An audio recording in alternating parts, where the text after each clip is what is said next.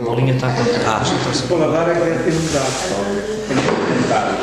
Tenho que experimentar. Eu tenho lá ali com o beirão em casa. Vou experimentar.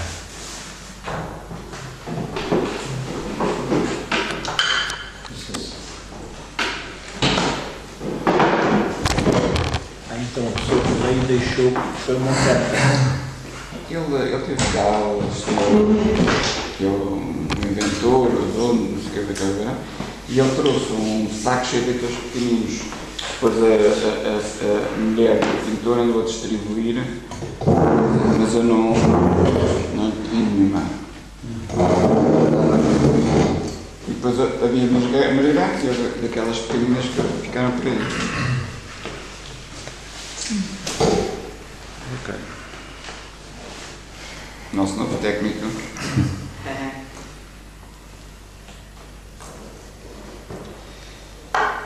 Bom, portanto, eu primeiro gostaria de agradecer ao professor José Martinho pela sugestão que deu para eu vir aqui fazer esta intervenção breve, portanto, para o seminário de psicanálise, dentro do projeto da Antena de Campo Fragmento, não é isso? Portanto, vou ver se estou à altura para, enfim, vamos ver se consigo, digamos, dizer alguma coisa que suscite, neste contexto, algum comentário, alguma pergunta, etc. Gostaria de dizer também que o meu computador avariou-se na segunda-feira, de manhã. Eu, entretanto, não pude fazer grandes alterações e, portanto, consegui imprimir nessa manhã o texto, fiz algumas alterações, inclusivamente acrescentei alguma coisa em manuscrito, isto está aqui um bocado rabiscado, etc. De maneira que está-se um bocadinho tipo pessoeiro, não é? Assim, tipo de daquilo escrito misturado com manuscritos. Portanto, o que eu vou ler um texto sobre,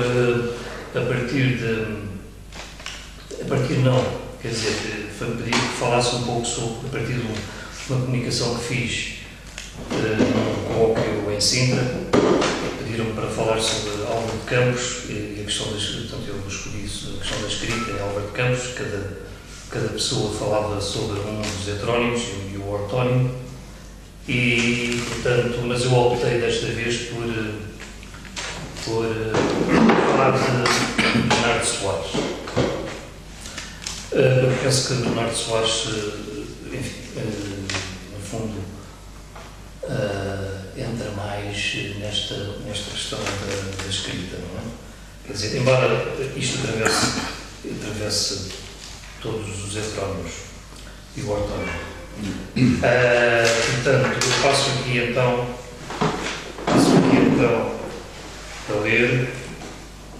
a começar por fazer uma breve introdução, que é assim.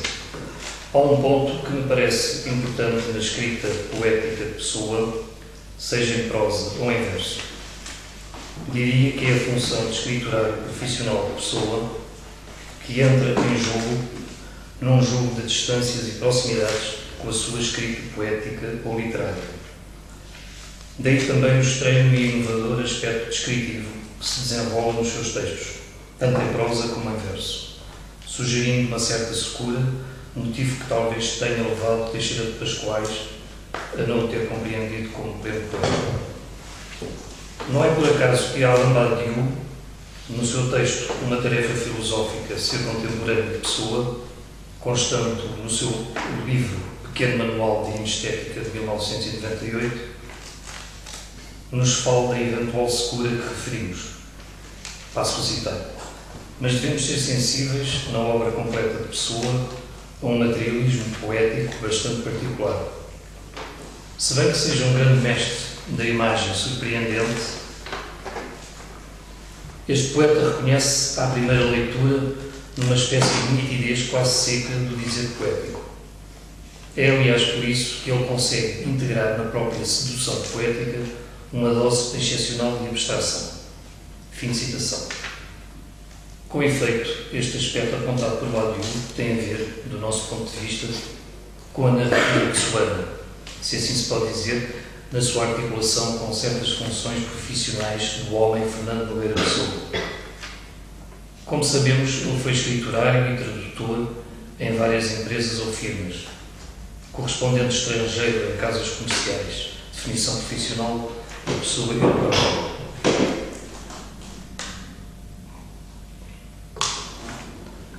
Leia-se Maria Augusta Abado no seu interessante texto, o livro do Desassossego, uma escrita sobre a escrita, que se encontra no seu livro intitulado A Escrita do Livro. Quem é afinal, passo a citar, quem é afinal o autor do livro? Curioso será atentar no facto de, tanto para o primeiro autor, Vicente Guedes, como para o segundo e definitivo, Bernardo Soares, a profissão ser uma e a mesma. Ajudante de guarda-livros, correspondente estrangeiro. Curiosa coincidência é esta, continuo a citar, a de um anónimo que guarda livros, escritor mas não autor, na medida em que a sua escrita reside até à morte, inédita e cuja profissão é de reduzir ao anonimato a função da escrita. Ele é um copiador, um escrevente. A escrita para ele faz-se diretamente no livro. Ela é mesmo já o livro, registro, memória, mas apesar disso ela não passará nunca de uma escrita prosaica, expressão de Alfredo Margaride, aquela que o ocupa no cotidiano da sua vida. Fim de citação. Sabemos, por outra parte, das afinidades profissionais entre Fernando Pessoa e o seu semi-heterónimo Bernardo Soares. Diríamos que um certo relato poético pessoano tem paralelos com os processos dos relatórios de contas e respectivas escrituras ditas comerciais de que Pessoa se ocupou profissionalmente.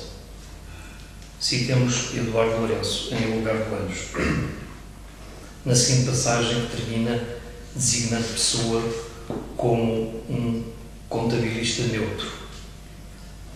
Cito então: aquilo a que Lipovetsky chama a idade do vazio tinha já os seus escribas épicos ou burlescos de gênio, de Kafka a Beckett e Ionesco, ou os seus comentadores como Cioran, mas ainda não dispunha do seu contabilista neutro. Fim de citação. Por vezes tem-se a sensação de uma listagem de descrições, de um inventário, de um trabalho de registro ou de arquivo, atravessando a escrita pessoana, nomeadamente em Soares, como se fosse um eco da sua vida profissional. Um eco transformando-se, todavia, não sabemos bem como, numa extraordinária e estranha literatura, mas também no mais belo e inútil dos diamantes literários, que é o livro do Desassossego, nas palavras de José Martinho. Numa passagem, dir-se-ia literalmente lapidária, digamos assim, no seu livro Pessoa e a Psicanálise, ao ler-se o seguinte: à partida, o livro funciona como uma pia para os refugos da escrita, mas à medida que o lixo se acumula, começa a sedimentar-se no esgoto uma espécie de pedra preciosa em bruto, que passa a ser trabalhada com cuidado extremo, que se torna por vezes exclusivo. É precisamente a reciclagem literal deste lixo que acaba por fazer do livro o mais belo e inútil dos diamantes literários. Fim de citação. A título de exemplos, passo a ler várias passagens do dito livro que poderão clarificar as articulações entre a escrita profissional e literária ou poética na relação a vários níveis entre escrita, descrição e sensações.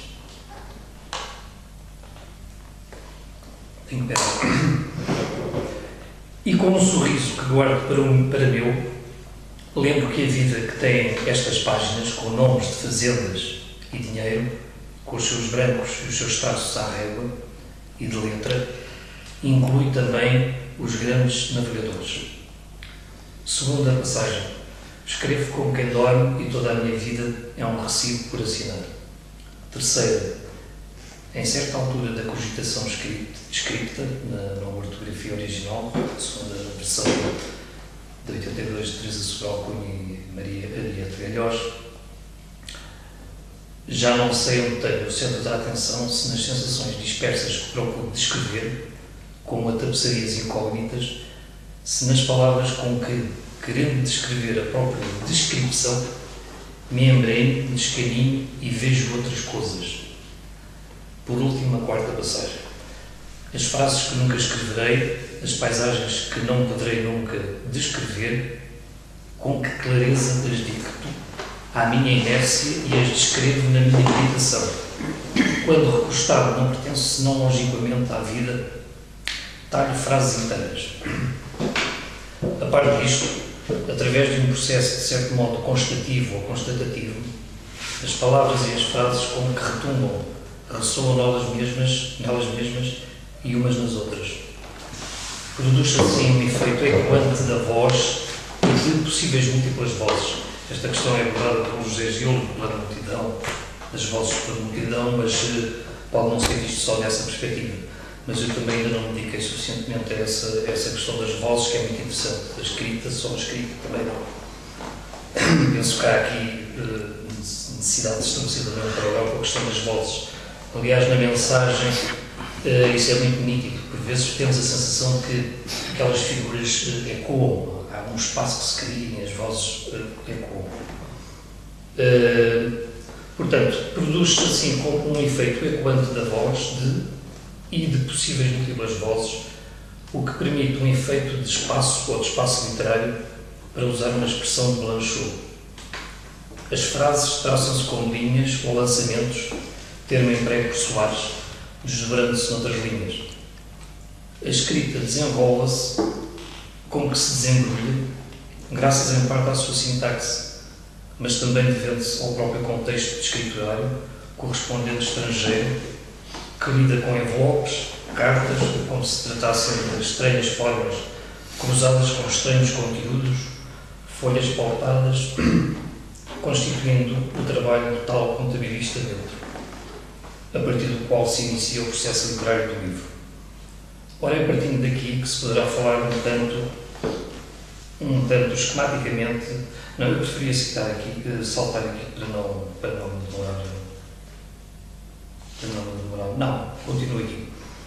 Ora, é partindo daqui que se poderá falar um tanto esquematicamente de 3 instâncias de escrita.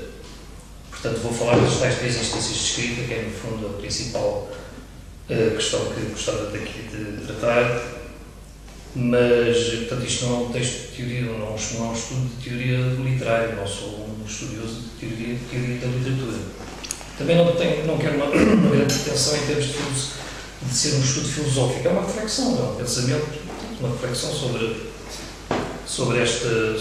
umas questões que optei por analisar.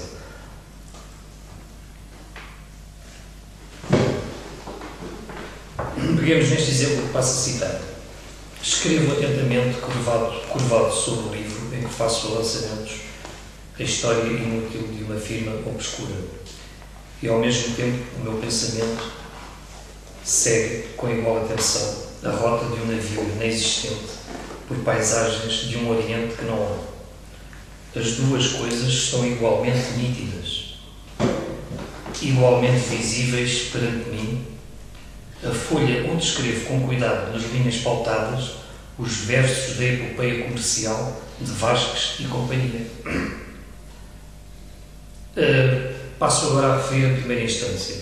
A primeira instância tem a ver com a materialidade e a corporalidade pura ou em bruto do escrever. Ou seja, passo a citar, escrevo com cuidado nas linhas pautadas. Há outros passos em que ele fala dos riscos que traça no papel, etc. A pena, o mata-borrão, a tinteira, etc., a mesa, enfim. Trata-se da materialidade da escrita enquanto tal. Falo agora da segunda instância, a dimensão do ato de escrita, isto é, que tem que ver, de certa maneira, no fundo, com o presente. Eu escrevo, o presente, o indicativo do verbo escrever, ou escrevendo, estou escrevendo. Escrevo atentamente, curvado sobre o livro em que faço lançamentos.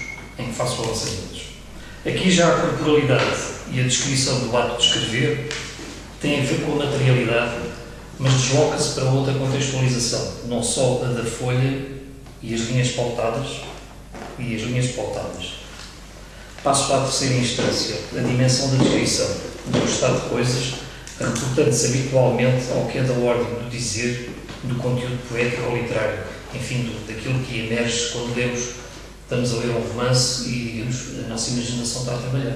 Portanto, há qualquer coisa há um tempo, um espaço que se cria, digamos, no fundo tem que ver com os conteúdos de sentido, da narrativa, digamos. Portanto, esta será a terceira instância que tem que ver com a descrição. Portanto, a primeira tem que ver com a materialidade, corporalidade, em que ele, digamos, risca, traça, etc. Depois há a outra que é o debate de escrita, que é quando ele diz escrevo, ou estou escrevendo. E depois há a terceira, que é esta da descrição, que é, no fundo, a mais habitual, em que nós encontramos, no fundo, em todos os romances, em todas as ficções, digamos, que é necessário este plano. Portanto, terceira instância, a dimensão da descrição de um estado de coisas, reportando-se habitualmente ao que é da ordem do dizer, do conteúdo poético ou literário, dos conteúdos de sentido, etc, etc. Passo a citar um exemplo. A história inútil de uma firma obscura. Portanto, ele vai continuando a falar do contexto, num contexto, no fundo, que tem a ver com aquilo, quando ele estava a escrever, não é? Quando ele se debruça sobre a mesa, etc. Mas já num outro plano. E, ao mesmo tempo, o meu pensamento segue com igual atenção a rota de um navio inexistente por paisagens de um Oriente que não há, etc. Ou ainda os versos de epopeia comercial de Vasco e Companhia. Estas três instâncias entrelaçam-se, digamos. Não sei se dialeticamente, isso é uma questão que eu ponho de parte, não sei se agora analisar essa questão, se são três instâncias, podemos falar aqui de uma perspectiva dialética, mas, enfim, eu prefiro não optar por aí.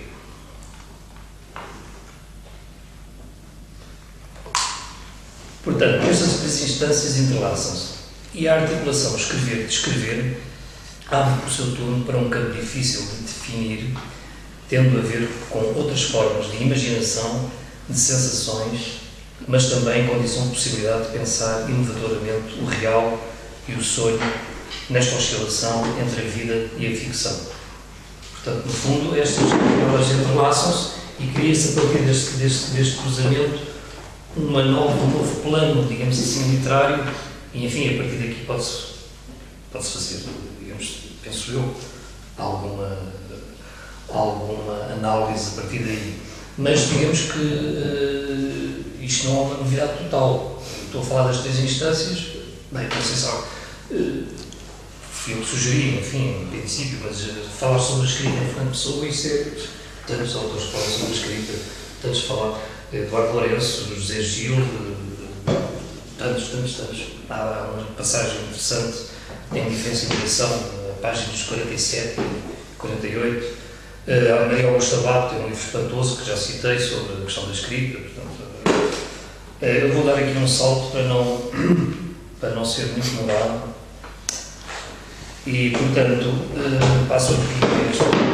Portanto, escrever na sua dimensão propriamente material e corporal, primeira instância, e descrever na sua dimensão imaginária da ordem ficcional literária, terceira instância, cruzam-se, ou melhor, interseccionam-se, para usar um termo de pessoa, na passagem do ato ou ao ato de escrever, que é a segunda instância, que por si mesmo se investe naquelas duas e reciprocamente.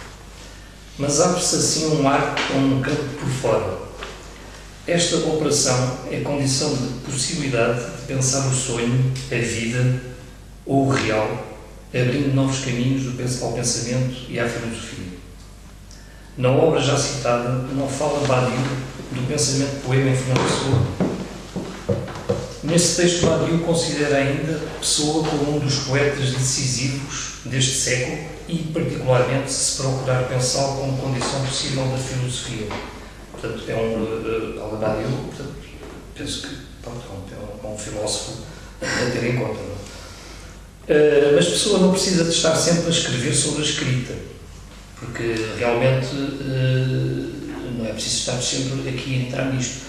O que se sente é que, a partir de determinada altura, com uma certa leitura da pessoa, quando um leitor já está familiarizado mais ou menos familiarizado com o texto pessoano, ele começa a sentir que algo atravessa nesses termos, em termos da escrita. Parece que há alguma coisa que até eu não iria falar de imanência, porque seria assim um bocado. Mas algo atravessa o texto pessoano nessa base. E, portanto, não é preciso. Mas Ricardo Reis fala do escrever, eu escrevo, Alberto Queiro fala imenso, e Álvaro Campos também. A articulação das 3 instâncias da escrita, que poderão desdobrar-se em gradações, em nuances, portanto, não são só 3 instâncias, pode haver depois uma gama, pode-se produzir uma gama, um processo gradativo em que a gente, digamos assim, como que entra num outro campo, não é? Tem precisamente a ver numa produção de novas formas de leitura. Produz-se assim como que uma espécie de curto-circuito, subvertendo os critérios habituais do que é o lugar do leitor e o do escritor. Mas neste cruzamento, por dentro, abre-se um campo por fora, como já dissemos, que não sabemos bem definir. Estas instâncias parecem confundir-se como que fazendo parte de todo o conteúdo. Todavia, portanto, parece que no fundo tudo isto tem a ver com o ficcional. A gente pode dizer, mas tudo isto tem a ver com o ficcional, com o conteúdo de sentido, com a narrativa, com o romance, que foi. Há quem fala, há quem diga que é um romance, qual é a novidade? Todavia, elas distinguem-se nesse movimento dinâmico de confusão, reformulando-se, e é isso que mantém um campo aberto, digamos, ao pensamento. O leitor perde, de certa forma, as referências habituais do sujeito poético, do sujeito da enunciação e do eu. Alain Badiou, quase no final do seu texto já citado, escreve: quando abrimos Pessoa, temos rapidamente a convicção de que ficamos cativos dele. Por outro lado, perguntamos, fim de citação, por outro lado, perguntamos, estamos com Pessoa ou com Bernardo Soares? Talvez faça algum sentido ler o que Giorgio Agamben escreve sobre a subjetivação e dessubjetivação de Fernando Pessoa. No seu livro intitulado O que Resta de Auschwitz, encontra-se esta passagem. Passo a citar. Na poesia do século XX, o testemunho mais importante, talvez, de uma dessubjetivação, da transformação resoluta ou concluída ou resolvida, résolu, em francês, penso que pode ser assim, de um poeta em puro e simples campo de experimentação do eu e das suas eventuais implicações éticas, é a carta de Pessoa sobre os heterónimos. Respondendo a 13 de janeiro de 1935 ao seu amigo Adolfo Casais Monteiro, continua a citar Agamben, que lhe perguntou pela origem dos seus numerosos heterónimos, começa por apresentá-los como resultado de uma tendência, cito Pessoa agora, que Agamben cita Pessoa, de uma tendência orgânica e constante à despersonalização. É curioso que Agamben não termina este passo, porque Pessoa escreve tendência orgânica e constante à despersonalização e à simulação. Ora, é curioso que eu já tinha pensado nesta questão, andei à procura da palavra simulação, andei a procurar no livro de Desassossego, por acaso não encontrei, não sei se está lá, mas depois encontrei na carta de Adolfo Casais Monteiro, que é que conclui esta passagem do Agamben que não refere simulação.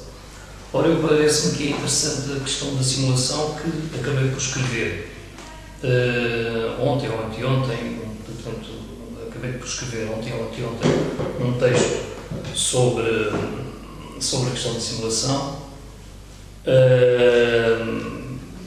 e, portanto, que segue, estou quase a chegar a esse texto. Mas voltando aos tempos e instâncias da escrita, estas gradações não falta muito, não se preocupem que não falta muito, faltam só esta folha e esta e mais este bocadinho. Mas voltando aos tempos e instâncias da escrita, estas gradações temporais de escrita ou da linguagem, em Bernardo Soares, que poderão multiplicar-se e cruzar-se entre si, estruturam-se num certo desfazamento de tempos e do tempo. Este desfazamento, resultante dos vários estratos ou momentos inscritos no processo de escrita, permite, por assim dizer, uma relação de distâncias, tanto no trabalho de escrita como no de leitura. Quer dizer, tanto no escritor como no leitor. Todavia, é através desse desfazamento que Pessoa, e neste caso Soares, viveu o seu tempo. Precisamente um certo desfazamento caracteriza-se, segundo Agamben, pelo ser contemporâneo, no seu breve e interessante texto, O que é o contemporâneo. Passo a citar Agamben.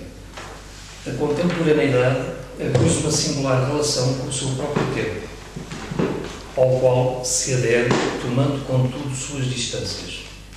Ela, a contemporaneidade, é precisamente a relação ao tempo que a ele adere pela desfasagem e o anacronismo.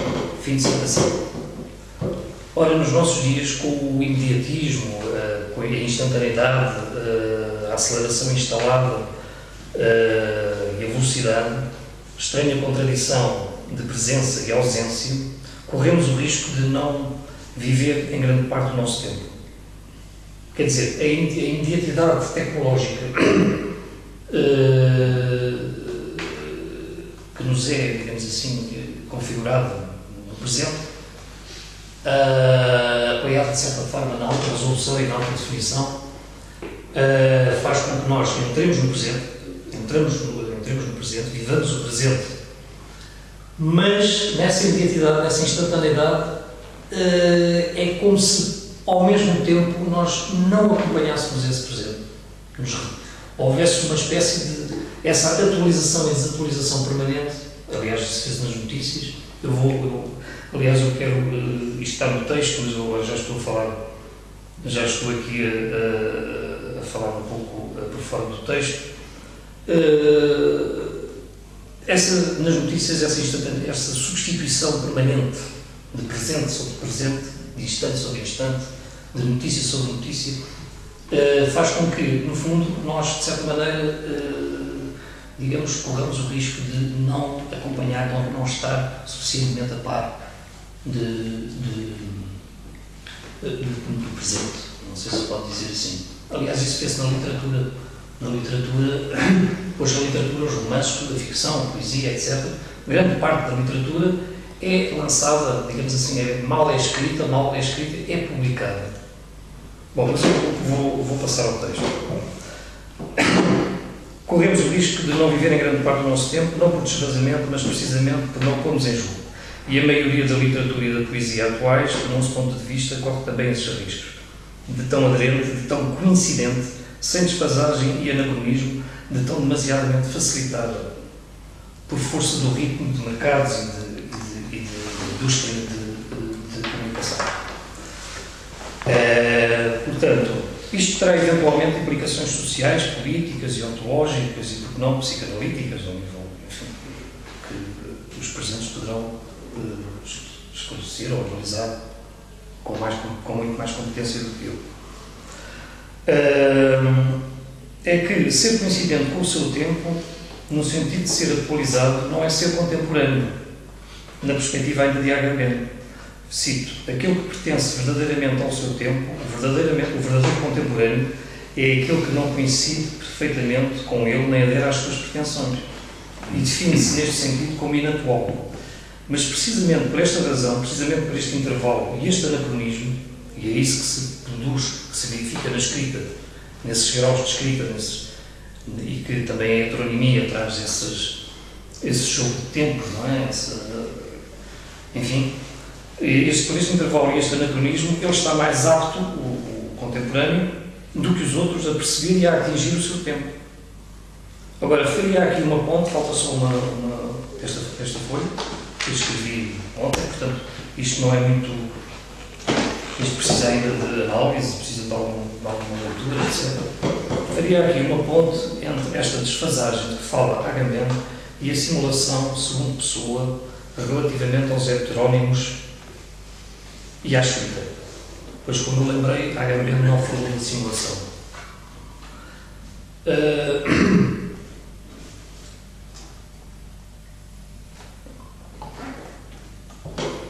Com efeito, vivemos hoje em atualização e desatualização permanentes. É um pouco na linha daquilo que eu estive a falar há pouco. Basta atentarmos no processo informacional das notícias, nos nossos dias, que se substituem a todo o momento, até na sua variabilidade. De súbito, deixamos uns dias de ouvir falar da Síria, da guerra da Síria, e passamos para Bagdade, ou para a Ucrânia, por exemplo. Ou então, passa-se de um acidente brutal de automóvel, com vários mortos, por exemplo, para um concerto de Tony Carreiro, com anúncios pelo meio. O tempo passa tão depressa, mas só passado algum tempo nos damos conta porque passou. Que é como quem diz, como se não tivéssemos passado pelo tempo ou o tempo passado por nós. É por isso que, de certa forma, o presente cada vez mais nos escapa. Ora, se jogarmos na nossa própria vida ou com a imaginação do passado e do futuro, como se o vivêssemos realmente, ainda que o simulando, mas de uma certa maneira, porque sobre a simulação há muitas coisas, aliás, podemos recorrer ao Platão do simulacro, aliás, no Sofista, mas isso, pronto. O presente adviria com a sua densidade. Porquê? Porque o presente jogaria assim esse jogo do passado e do futuro. Viveríamos o presente mais intensamente, sem o recurso aos imaginários que nos são servidos de bandeja pelas grandes reconstituições e antecipações tecnológicas dos ecrãs e da alta definição, da alta resolução. Quer dizer, é tudo de tal maneira definido. Por exemplo, se nós reconstituirmos o passado ou o futuro de tal maneira perfeito, quer dizer, nós perdemos, é-nos retirada a possibilidade de reconstituir ou por nós próprios fazermos, digamos, de produzirmos esse imaginário, esse sair e entrar no presente. De propósito a terminar, não é que devamos dispensar-nos das tecnologias que fazem parte de nós. Aliás, o meu computador está-me a fazer muita falta. Mas cada vez mais temos dificuldade em ficcionar por nós mesmos, vivendo como tal. Trata-se de simular, mas de jogar com a própria simulação, reforçando, redobrando-a, por assim dizer. Em O Littré, que é um dicionário francês muito conhecido, a nossa enciclopédia, mencionado por Jean Baudrillard, em Simulacre e Simulation, é distinguido, portanto, o fingir de simular. E, portanto, passo a citar Baudrillard. Dissimular é fingir não ter o que se tem. Dissimular é fingir não ter o que se tem. Simular é fingir ter o que não se tem. Um que envia uma presença, o outro a uma ausência. Mas a coisa é mais complicada, diz Baudrillard. Pelo que simular não é fingir. E Baudrillard passa a citar Littré. Aquele que finge uma doença, eu não sei se isto aqui talvez possa entrar no contexto em que estamos, não é? Aquele que finge uma doença pode simplesmente deitar-se na cama e dar a crer que está doente. Aquele que simula uma doença determina em si alguns sintomas. Fim de citação do dicionário de Littré. Continuando Baudrillard. Assim, fingir ou dissimular deixam intacto o princípio de realidade. Fingir ou dissimular deixam intacto o princípio de realidade. A diferença é sempre clara, não é senão mascarada, enquanto que a simulação repõe em causa a diferença do verdadeiro e do falso, do real e do imaginário. Estou a terminar. Seria interessante analisar fingimento em pessoa à luz do seu célebre poema Autopsicografia, que começa assim: o poeta é um fingidor, finge tão completamente que chega a fingir que é a dor que deveras sente. Quanto ao simular e à simulação, relembremos a também célebre carta já referida a Casais Monteiro. Seja como for, posso citar, seja como for, e aqui completo a passagem que a H. apresentou no livro dele, seja como for, a origem mental dos meus heterónimos está na minha tendência orgânica e constante para a despersonalização e para a simulação. Naquelas instâncias e gradações de escrita, há um jogo de simulações de tempos vividos. Pessoa, para terminar, Pessoa subverteu o fingir e o simular através da escrita e da heteronímia. Ele viveu e deu a viver o real, o sonho e o tempo através da sua obra literária. Pronto, e assim.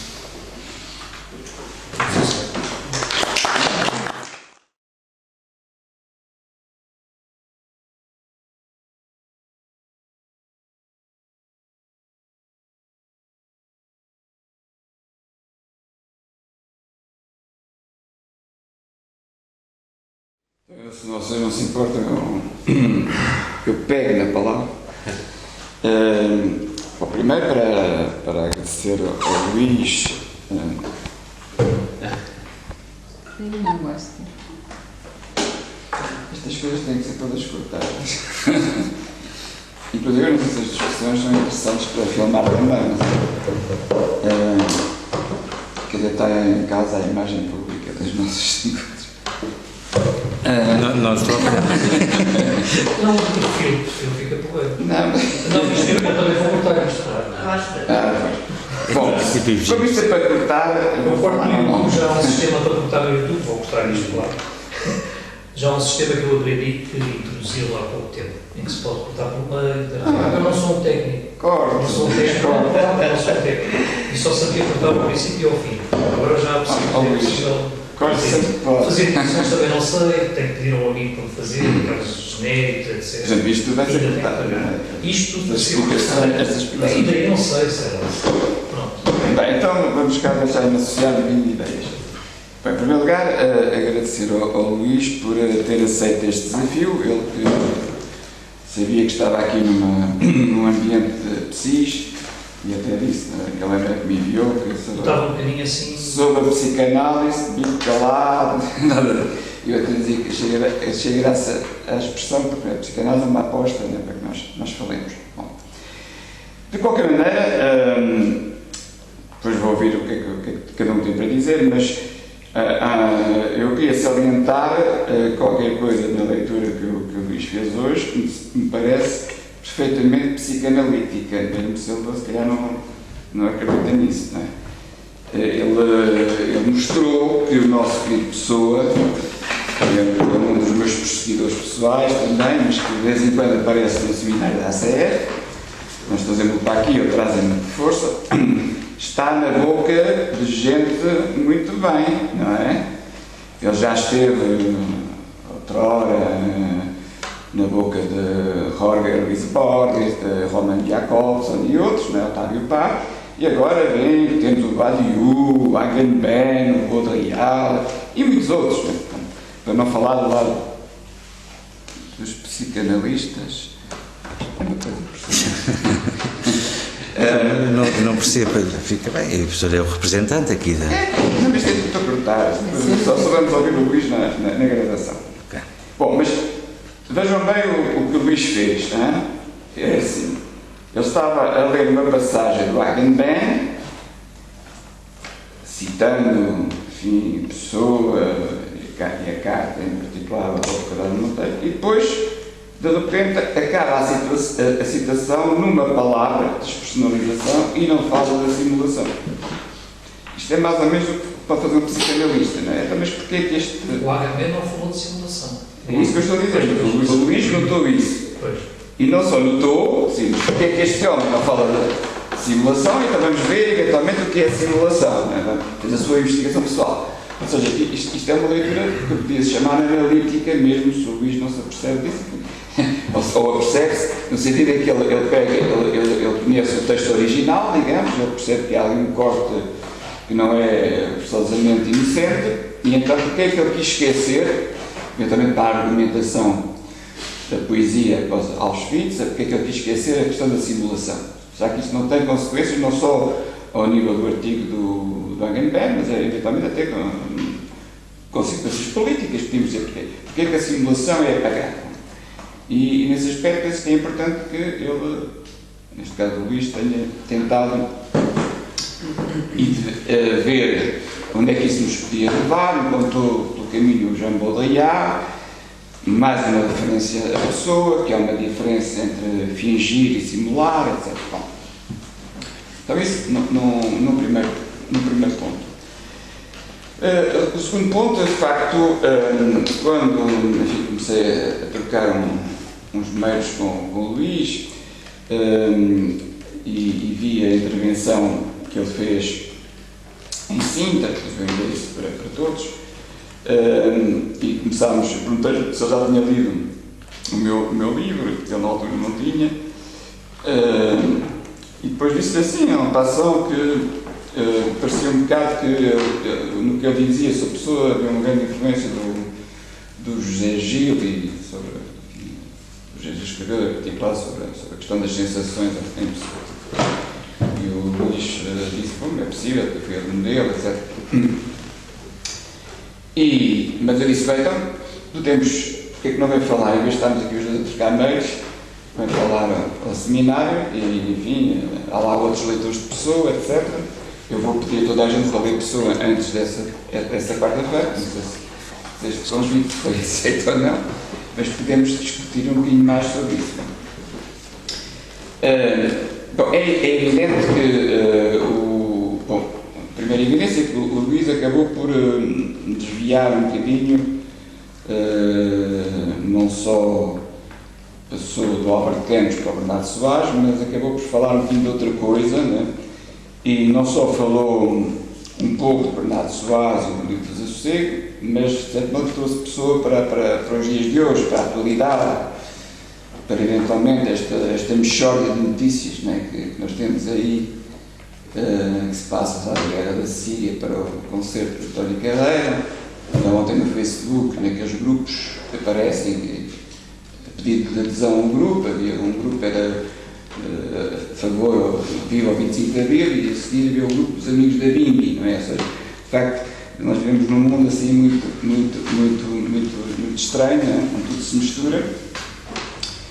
Esta mixórdia de temáticas, quando dizia o outro, e ele trouxe-nos isso, mas no final, ainda disse, a propósito do fingimento, dos sintomas, que eventualmente isso podia entrar aqui um bocadinho na nossa discussão mais técnica, mais específica. Bom, eu ainda tenho outras coisas para dizer, mas se calhar vamos calar por enquanto, vou ver o que é que vocês têm para dizer e depois eu volto. Não se importar, eu até coloquei uma coisa no Facebook e enviei um e-mail com algumas indicações, mas não sei se vocês querem dizer alguma coisa específica ao Luís ou não, sobre o que eu vi. Eu já agora também digo qualquer coisa, um comentário, pareceu-me interessante essa ideia, depois de ler o José Martinho, digamos, no fundo o Luís acabou por resgatar uma palavra, um significante, podíamos dizer assim, tanto lacanianos, significado excluído dessa passagem do Agamben, né? Sim. E todo o trabalho foi precisamente em torno disso. Só uma coisa, eu andava à procura desse termo de simulação, mas não sabia que o Agamben tinha a passagem sem simulação. Portanto, isto não foi para... Eu só descobri depois. Descobri depois. Não apresentou as coisas assim. Primeiro falou do Agamben e ele não disse isso. Então eu fui investigar. Não. Eu andava à procura da palavra simulação. Mas isto foi um momento de Pessoa? Não, não Pessoa. E depois verifiquei que no Agamben, aquilo que tinha citado o Agamben, ele omitia a palavra simulação. Então já andava à procura do peixe antes de encontrar. Não há uma crítica assim, não estou a fazer uma crítica fica assim ao momento, assim, tipo um Sim, ataque. sim, seja Aliás, exato. Não seria absolutamente um ataque, seria a questão de notar que houve qualquer coisa que faltou. Porquê que faltou? Não é? Eu refiro isso. Seja como for, há essa ideia de agarrar qualquer coisa que, no caso do Agamben, não ficou de lado e em pessoa parecia fundamental. Bom, e depois todo o percurso que foi feito, em particular, não só sobre a simulação, como o dissimular, a diferença entre o simular e o dissimular, e toda uma dialética com o ter e o não ter, precisamente, ou a presença e a ausência, etc. Bom, eu estava a escutar isso e a pensar assim, bom, mas temos aí a lógica do significante, aquilo que o Lacan chama precisamente o facto, o que é que nos permite fingir, no fundo, que era um pouco também uma das ideias finais, e que no caso da Pessoa isto tem uma relevância particular, não só por esse poema, mas por todas as ressonâncias na restante obra. De certa maneira, o que nos permite fingir, antes de mais, é um pouco aquilo que nós estamos a fazer neste trabalho de cartel da manhã, é o facto de o sujeito ser falante e falado, ter de passar por atravessar, digamos, essa estrutura do significante, que já não é a própria coisa. Bom, e há múltiplos tratamentos disso, precisamente. Bom, é uma nota que eu deixo na minha... que eu escutei. Sim, parece-me interessante, mas escapa-me um pouco, eu tenho que entrar um pouco nessa questão do significante. Nós partimos dessa ideia, que as palavras não são as coisas, para citar o Michel Foucault, então falar é mentir. Não é? Nós nunca falamos das coisas em si. Não é? Bom, ou é fingir, ou é ficção. Não é? Já sempre uma dimensão de mentira, de fingimento, de simulação, quando se fala em relação àquilo que seria o real mesmo. Não é? Bom, mas pronto, vamos ver se há outras coisas sobre a Pessoa ou não.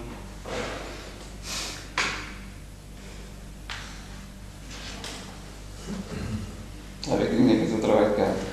Eu cheguei a dizer que, não cheguei a dizer, aliás, que tinha a propósito das influências e leituras, eu ainda tenho aqui um texto de 3 páginas para ler. Não sei se interessa ler isto agora, ou se interessa ler noutra altura, são cerca de 10 minutos ou 12. É enviar para o e-mail, sim, para tudo. Pois, talvez fosse, eu acho que nós podemos desenvolver um bocadinho a partir do que disse, não é? Independentemente das influências, podemos tentar falar um bocadinho e eventualmente até podem introduzir temas que não é. Isso como o pessoal definia heteronímica, eu nunca percebi bem, não pessoa heteronímia, se isso é uma ficção literária, se era alguma coisa que eu mesmo da própria pessoa dele. Faz parte da despersonalização ou da situação. No fundo, todos os escritores são heterónimos. Basta dizer que, por exemplo, uma pessoa escreve um romance, ele tem que imaginar as vozes dos vários personagens. Não é? A pessoa compôs isso assim de uma maneira estranha. Quer dizer, o Dostoiévski tem o romance tem vozes dos personagens. Saramago, por exemplo, não problemas, as vozes às vezes aparecem sem saber de onde, né? Passa de uma voz para a outra, são técnicas literárias. Pelo menos há escritores que escrevem assim, estão a falar um personagem e depois de repente começa a falar outro e nós já não sabemos quem é que está a falar, mas aqui, todos os são técnicas literárias, não quer dizer que o escritor por pontos finais também, se calhar tem. Pois, não quer dizer que o escritor da mente dele esteja assim uma grande. E aqui no Pessoa, o Eduardo Lourenço diz que ele era mesmo, que era uma coisa mesmo vivida, portanto ele era mesmo assim uma personalidade na cara psicótica, se formos àquela psicanálise mais vulgar.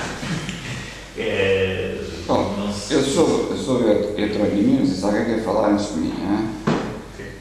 Eu acho que temos que, já aqui, pelo menos nos nossos encontros, também por os pontos luzes mais uma vez.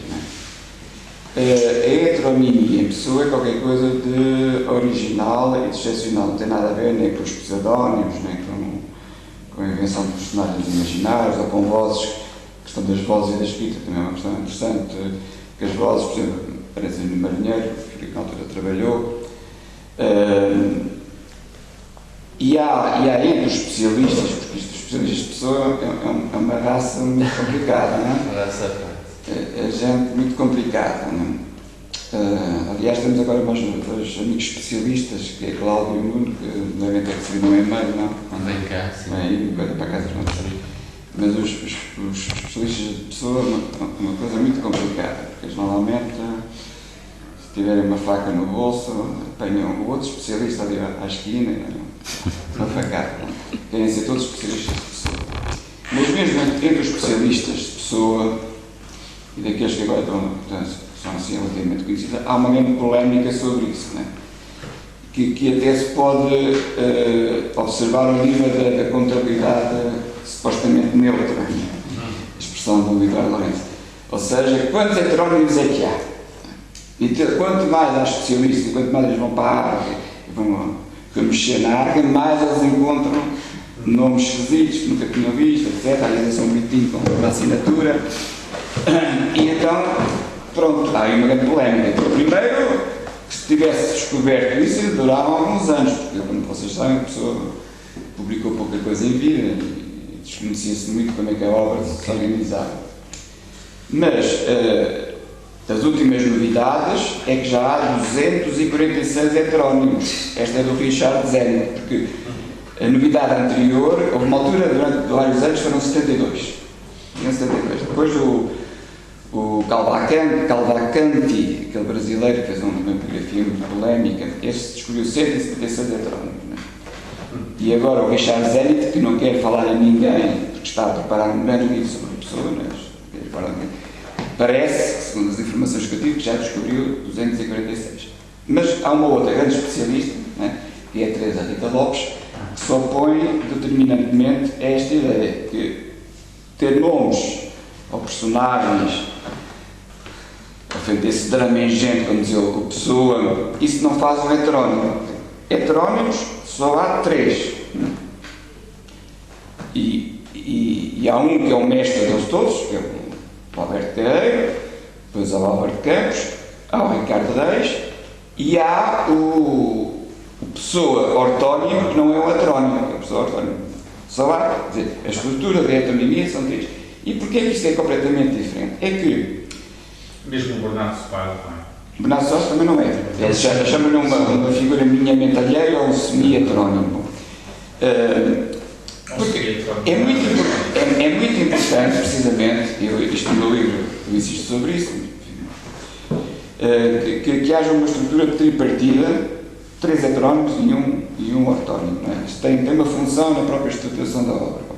E não só da obra, mas eventualmente das condições subjetivas do seu criador. Mas o que a Teresa Rita Lopes, por exemplo, detesta o Cavalcanti, não é? Que é um tipo que conhece o Cavalcanti, é uma assim meio extraordinário, já foi ministro do Brasil, temos aqui uma quantidade de atividades. Eu, por acaso, até tive o livro dele quase acabado de sair, estava no Brasil há 2 ou 3 anos, lá no colóquio. Eu não conheço. Pois, um amigo comum que tinha o livro assinado, não sei o quê, então eu quis comprar logo o livro ali, ele lá me vendeu. Ela detesta o Cavalcanti, já tiveram grandes polémicas nos jornais, há uns 5 anos, porque ela diz que o tipo não percebe nada daquilo, não é? Que não há nada a ser desses heterónimos. O que caracteriza o heterónimo não só é o facto que eles.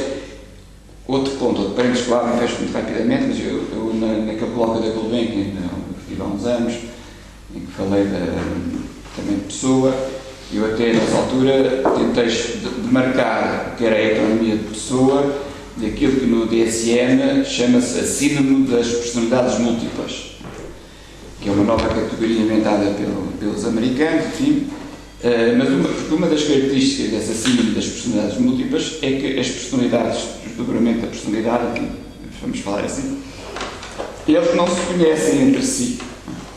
Ou seja, eles vivem em espécie de castelos fortes ou de casas fechadas à chave, as personalidades não se conhecem. E é através das terapias, Já tem havido publicação um bocado, acho que já houve personalidades que meteram em tribunal outras personalidades. eventualmente, pode-se.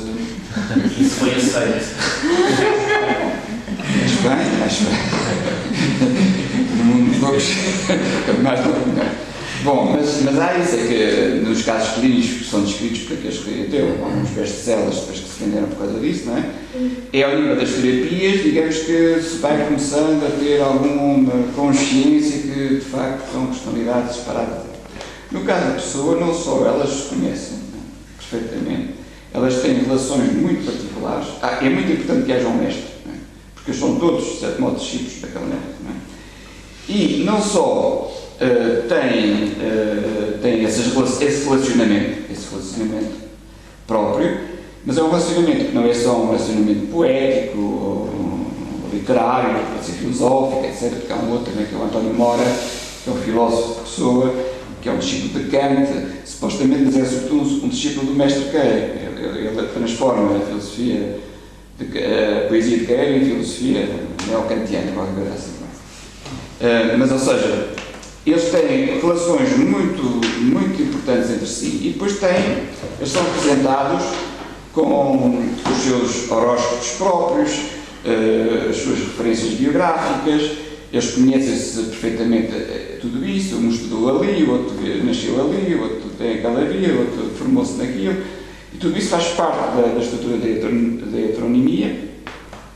E que, inclusive, a pessoa achava que se devia publicar as obras com os retratos. O material é complicado. Bom, ou seja, não só eles têm obras poéticas aparentemente muito distintas, mas que têm uma relação entre si, é fundamentada precisamente no mestre comum.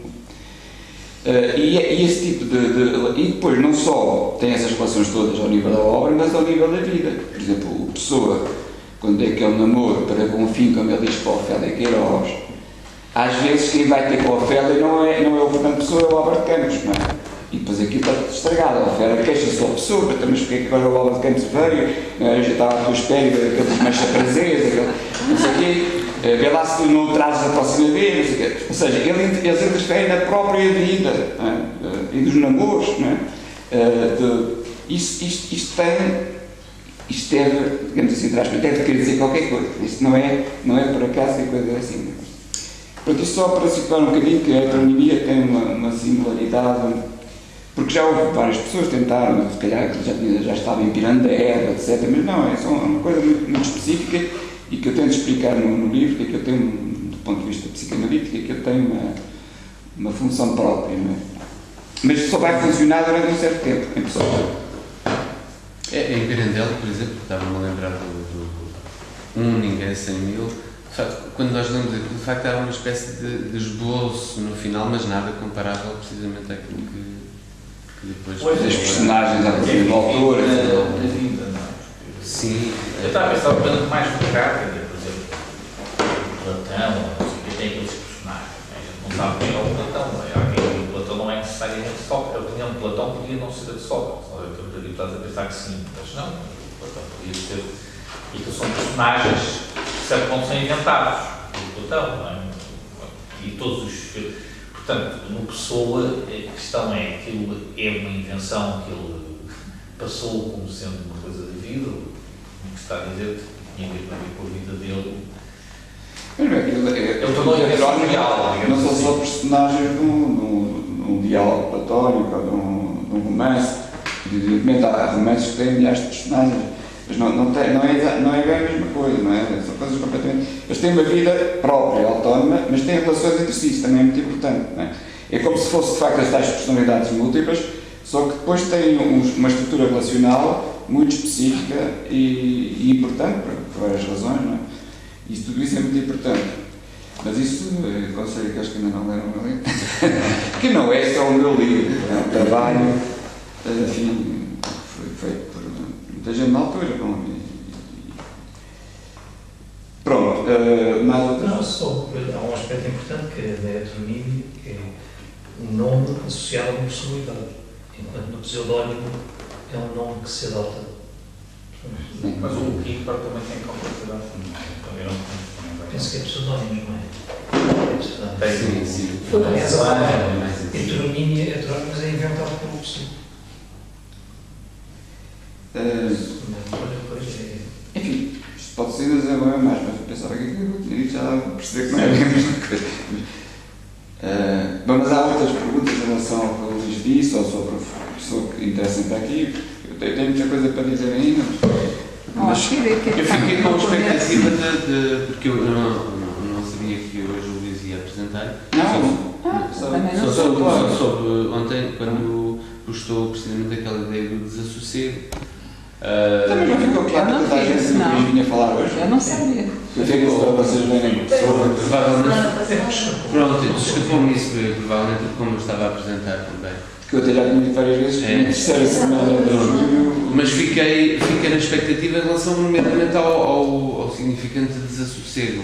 Pois não foi muito por aí, portanto, a intervenção do Luís. Não sei se não foi nada. Se sequer, não foi nada. Embora também tenha referido inicialmente o Bernardo Soares, em particular, em o livro do desassossego, mas depois o trajeto foi. Pois, eu pensei que eu devesse falar sobre tudo isso, sobre o livro e sobre o. É isso que eu pensei também. No começo ele começou a falar do livro, quer dizer, nomeado o livro Desassossego, mas em seguida ele mostrou a parte como se tivesse uma certa materialidade no livro Desassossego, de se referir à profissão dele, ao escriturário, coisas assim muito materiais que não tem, eu acho, na minha opinião. Uma forma de entrar na vida dele, ele entrar na vida dele e sair.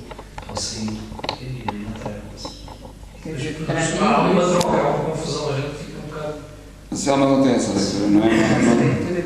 A Teresa Rita Lopes diz que se pessoas que tivessem esteja no trigo, que Cascais podia ser uma pessoa diferente. Pode ter, ele era um escritor de um museu, para ser conservador de um museu. Sim, mas isso já foi bastante mais tarde.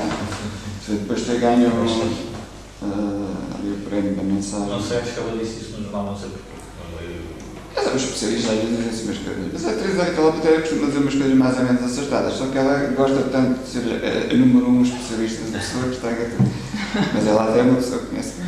Mas como pessoa parece que ofereceram um lugar para ser professor na Faculdade de Letras, não foi? Não.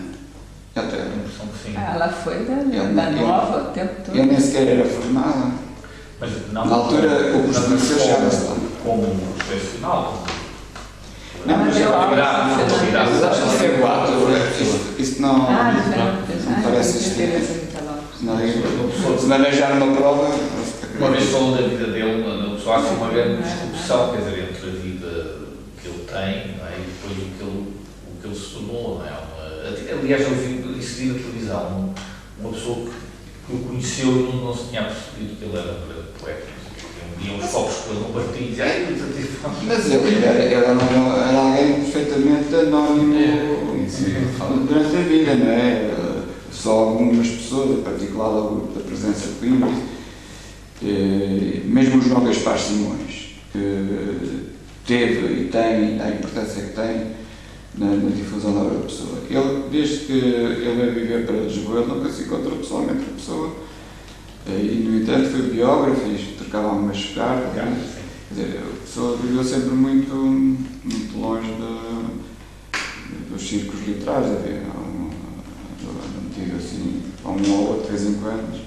Mas isso está presente em inúmeras páginas, inclusive no livro do Desassossego. Ele até joga com isso. Ou seja, se eu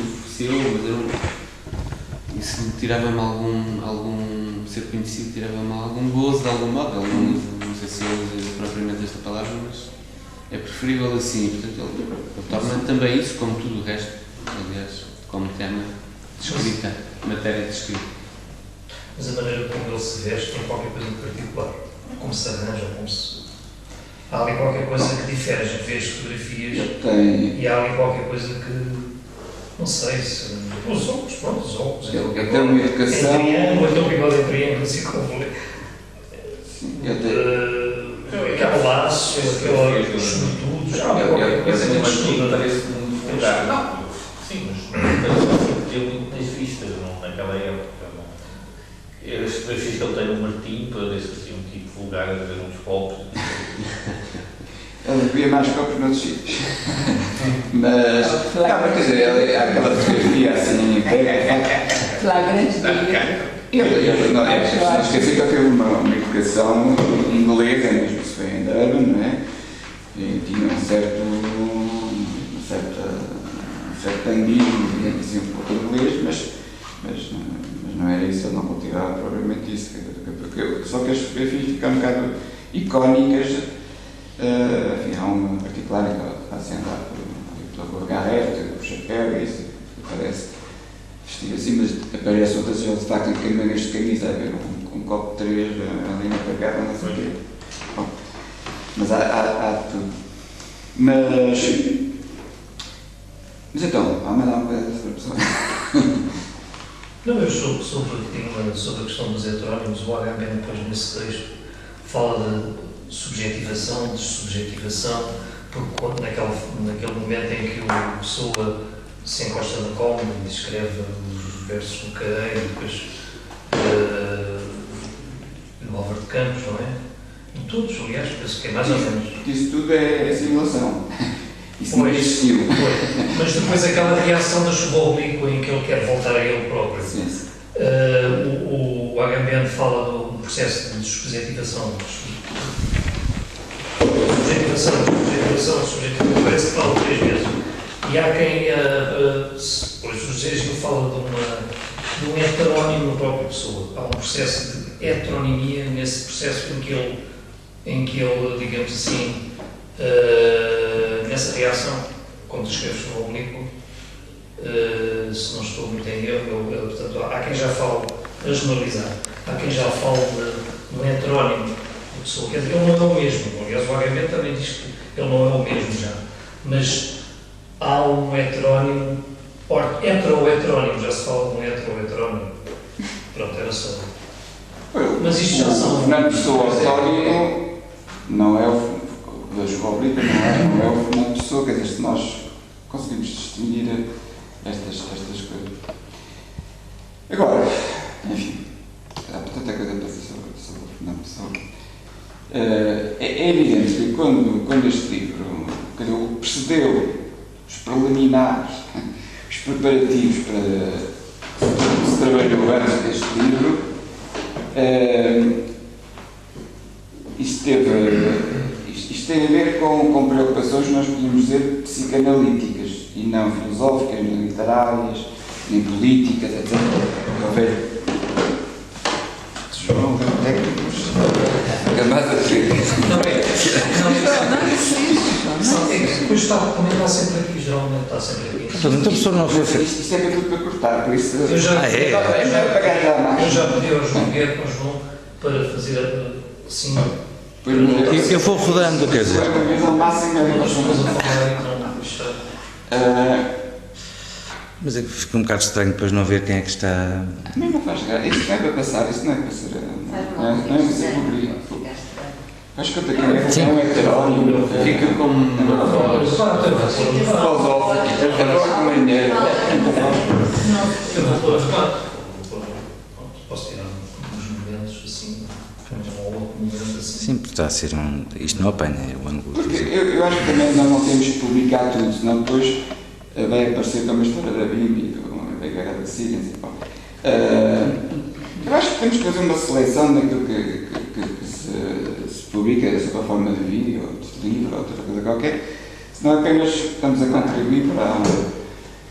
E certamente que muitas das coisas que são ditas assim, o Luís escreveu um texto, etc., está tudo bem, mas depois o resto são associações, acho que não vale a pena estar a publicar. De vez em quando pode haver uma coisa ou outra. Pronto, eu vou tirar alguns momentos, mas é uma trabalheira imensa, está a tirar, mesmo assim, mesmo já sabendo, Mas se cortar, se fizer só a sua intervenção, acho que chega. Isto tem feito alguns intervalos também. Tem, de vez em quando muda de clipe.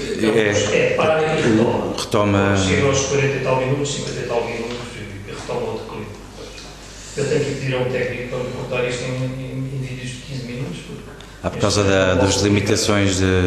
Não, depois não, neste momento não posso publicar, por determinadas razões, durante uns meses não poderei publicar. Ok. Não, vou publicar tudo. Está bem? Ou vou cortar e fica aqui. Máximo. Mas, bom, ainda está na roda. É? A Joana diz quando podemos ficar. Que se calhar vamos falar um bocadinho da próxima vez sobre estes assuntos também, já para terminar. Porque é evidente que este livro foi suscitado por um interesse psicanalítico, não é? Porque houve pessoas que pediram aos membros da altura da Antena de Canfradiano, não são os mesmos, se não os ajudaram, pessoas que estavam estrangeiros, em Paris, os brasileiros também viviam lá, se não dávamos uma ajuda, né, nesta aproximação pessoa, etc. E depois, já não lembro bem todos por nós, mas no próprio seminário da Antena desse ano foi dedicado à pessoa, que nós delegámos assim, o Filipe ocupou-se de umas coisas, fez o Pedido do Marinheiro, o João Peneda ocupou-se do Heróstato, enfim, o João ocupou-se da mensagem, houve assim, cada um ficou assim especialista numa área em particular, e depois tivemos comunicações e discutíamos, etc. E como o trabalho foi, acho que foi importante, até porque nós só tivemos a ver um bocadinho de conhecido escrito do lado dos psis, digamos, em particular dos psicanalistas sobre a pessoa, e não havia grande coisa de aproveitável nesse momento, e acho que continuaram a haver, mas enfim, pouca coisa há. Eu achei que valia a pena dar o salto para uma publicação e dar conta um bocadinho do trabalho que se fez, etc. E depois havia também um número de uma revista, Anúncios, em bilingue, não é? Que foi publicada em França, francês e português, na qual participaram até mais um outro especialista de pessoa, que também é quase uma personagem heterónica de pessoa, que é o António Tabucchi, né? Que foi conhecido embaixador de Itália aqui em Portugal também. E pronto, foi um ano em que se trabalhou muito sobre o Fernando Pessoa, e eu então publiquei esta coisa no sentido de dizer assim, então, com isto nós psicanalistas, lacanianos, interessados por isso de Lacan, nós podemos ao menos partir daqui para futuras discussões. Não quer dizer que isto seja a verdade das verdades, mas temos aqui uma base de discussão. E o que eu vi desde então foi quase nada. A Colette Soler, só que vocês já ouviram falar, psicanalista que na época estava ligada a nós, a escola portuguesa também, não é? Mas depois se afastou. Ela escreveu mais tarde um livro sobre Fernando Pessoa, Rousseau, Fernando Pessoa e Joyce, que são Joyce, Lacan consagrou-lhe um seminário, mas Fernando Pessoa, Lacan nunca citou.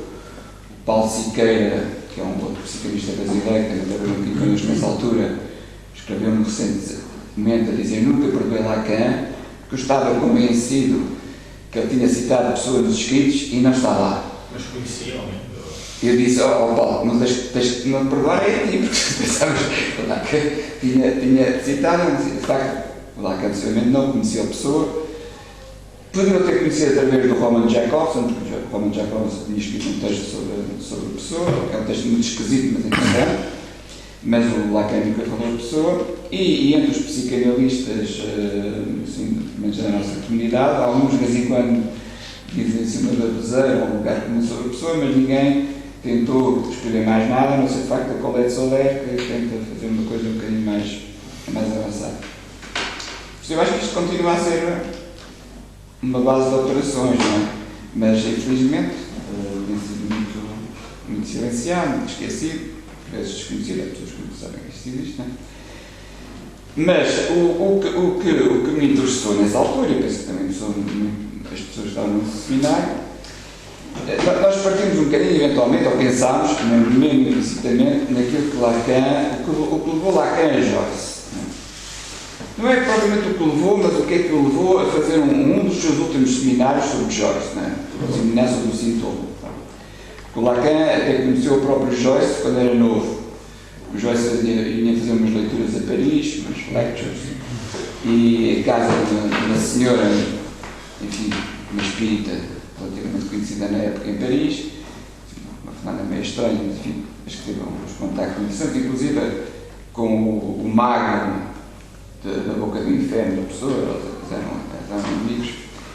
E o Lacan conheceu, adolescente, em casa dessa senhora, o Joyce, fazendo umas leituras. Mas o que é que o levou muito mais tarde, já no final do seu ensino, a consagrar um seminário inteiro a Joyce e fez uma conferência também na Sorbonne com o Jacobert sobre Joyce?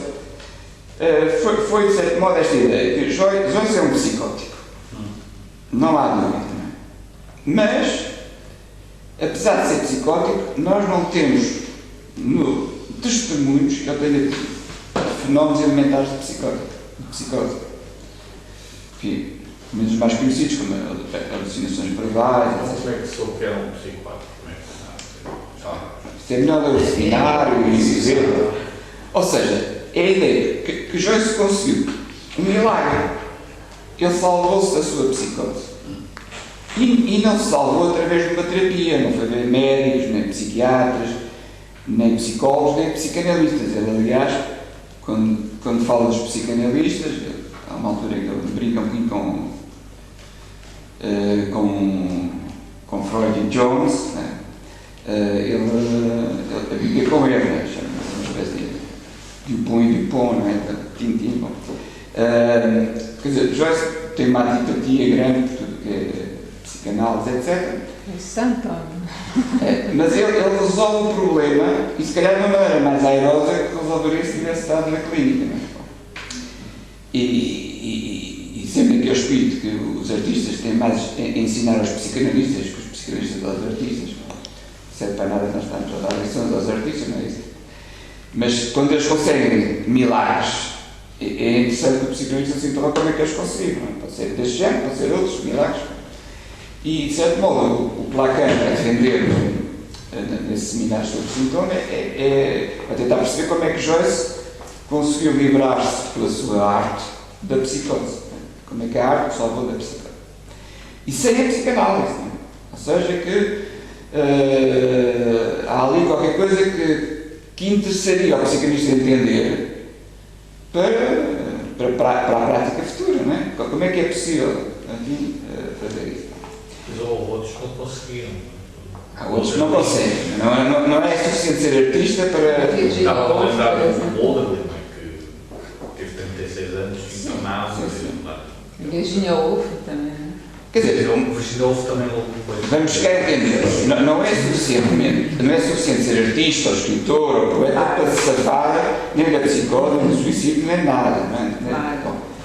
Agora, o que é interessante neste caso é que ele conseguiu uma coisa, parece um milagre. Não é? Como é que ele conseguiu este milagre? Não é? Porque ele, de facto, tinha tudo para ser registado na lista dos psicóticos.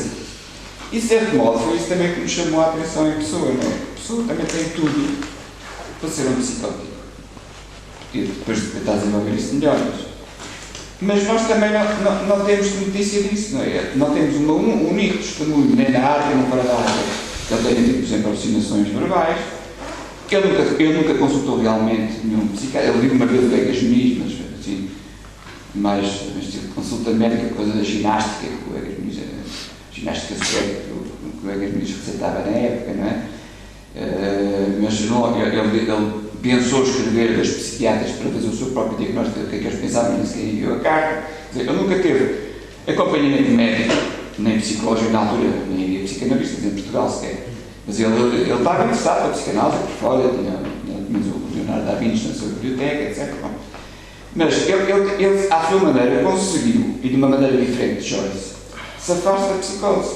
E não só safar-se da psicose, mas tornar-se o vulto que ele se tornou, não é? Quer dizer, como o Joyce é considerado um expoente máximo da literatura anglo-saxónica contemporânea, a pessoa, estão a ver, é o Agamben, é o Badiou, é este e aquele, que vão comer ao restaurante do Senhor Pessoa, não é? Por isso, como é que não só ele se safa da psicose, mas que constrói uma obra extraordinária, mas que deve ter algum segredo ou que nos indique alguns dos segredos que ele utilizou, algumas das estratégias para se livrar da psicose. Ex-cabo. O ex-cabo da pessoa. Então, agora é o que nós vamos trabalhar muito proximamente. E de certo modo foi isso um bocadinho que motivou a minha investigação. Falámos a vários níveis nesse ano, e que também está um bocadinho presente no livro. Não só perceber quais são as condições subjetivas, eventualmente, do autor, do criador de tudo, como ele diz,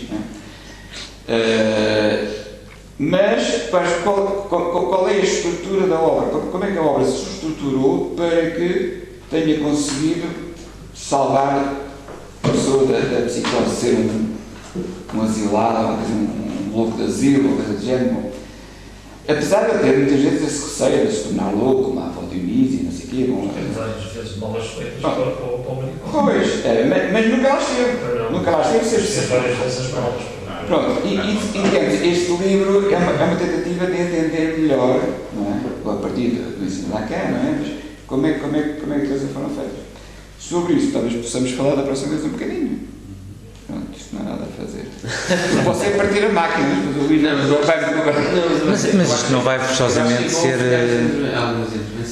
Isto fica para nós, não é? Quer dizer, fica aqui para o acervo. Vai para o baú. Se ele pediu para não existir. Sim, mas vai para o espólio. Nós temos que rezar ao Luís para ele não publicar os pôr do joelho. Mas é que ele pediu para não. A gente tem que. Mas nada do que Eu sugiro que a gente vá almoçar. chega lá sem dificuldade. Eu mostrei esse livro por coincidência, estava ali. E estava lá no departamento há uma coisa que se chama Esquecer Pessoa. É um grupo que estuda a pessoa. Da nova. Não, Eu sou do grupo que estuda. Não sei. Ou tornar-se. Estranhar a pessoa. Não, estranhar. Estranhar, que é o projeto de estranhar a pessoa. Exato, é um projeto que fez até ultimamente a Golin. Fizeram. E o direto do investigador, acho que foi o investigador escutado, o início vai deixar de ler isso aqui, levou, depois interrogou-me se não percebi nada. Isso é um foi comentar, e eu disse, eu também, e pronto, não sei, não comentei, não. Isso é aquela posição, o psicanalista ou o psicólogo começa a falar de pessoa, pronto, está a chamar o maluco. Não, mas eu vou até lá. Eu não quero nada, eu percebo que eu não percebo nada. Eu vou lá para dentro. Ele não desfilhou o Pedro. Eu não estou em a porta vai estar, isto não me empolgar. Quero para estranhar a pessoa. É ótimo. Vou e leu e depois Mas Jorge, lembra outra vez isso. Tu queres estranhar a pessoa, pega nisto. Não, mas eu não me digo muito correio assim do meu género. Não tem nada Porreiro do meu género. Não é assim muito formal. Já mais correio do que eu. Não é muito formal. Eu achei que eu precisava avançar. Até se escrevi mais rápido. Por isso eu achei que o livro é difícil de ler. Para quem não está dentro. Não facilita. Quer dizer, não tem assim uma introdução. Por exemplo, isso que disse agora do pós, as pessoas muitas vezes. Deixa eu estar a fome.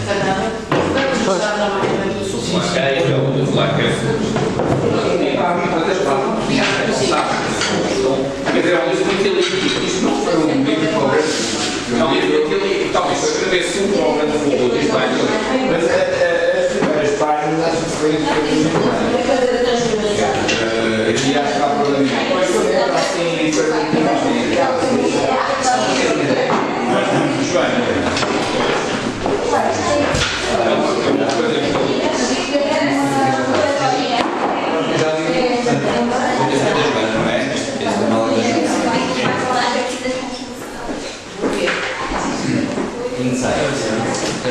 então, Luís, eu penso em semanas é cortar ao máximo a minha figura, eventualmente deixar alguma voz off se quiser, e tentar